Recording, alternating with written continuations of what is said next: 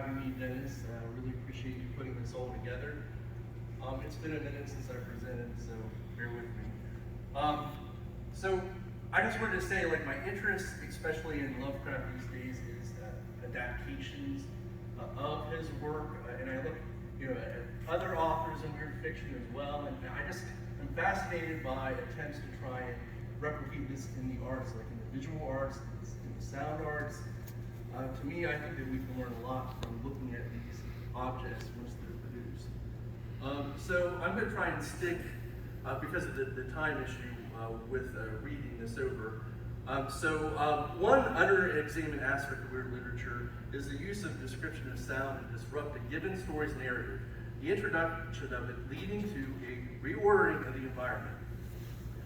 We can look back to what Lovecraft wrote in supernatural horror literature, where he defined the ideal of his type of listener as one who exhibits a subtle attitude of odd listening, as if for the beating of black wings and the scratching of outside shapes and entities in the known universe's utmost rim. I would just love to know what that sounds like, right? I think a lot of us would like to.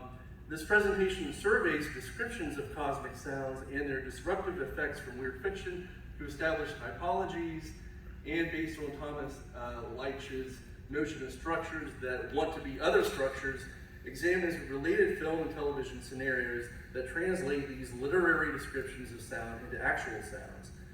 So this analysis treats such phenomena in literature as objects, which I aggregate by their qualities, their effect on the narrative, and examine examples of these adapted into other media, specifically film and television. So it's really a shame that Lovecraft never wrote up a literature review of the weird and sound as he did with Pickman's model and art, which I think is a very valuable thing to go through and see what influences he had in terms of art.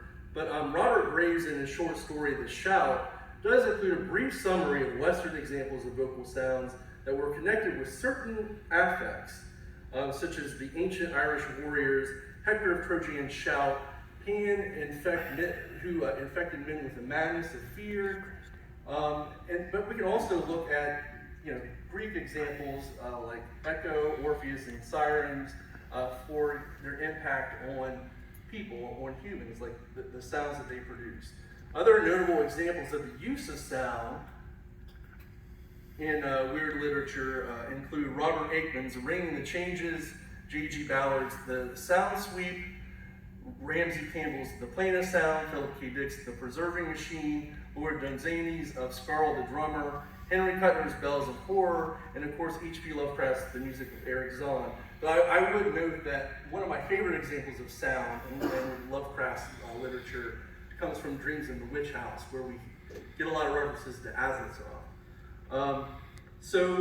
Another couple of stories which I would like highlight, Zena Henderson's Hush, which features a sickly boy who speaks a spell, summoning a creature that kills anything that makes a sound.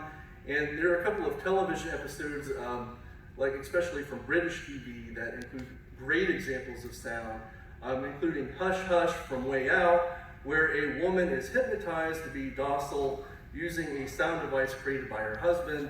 In the episode The Manipulators from the Frighteners TV series, which depict two men sitting around the street using a sound device to compel a father to conduct a heinous act against his infant son. So they're basically trying to blackmail him through using sound to compel him to do this act. So again, my own interest in sound centers on adaptations or translations of these literary scenarios into media that require such sounds to be realized. A description of sound is really like a recipe, right?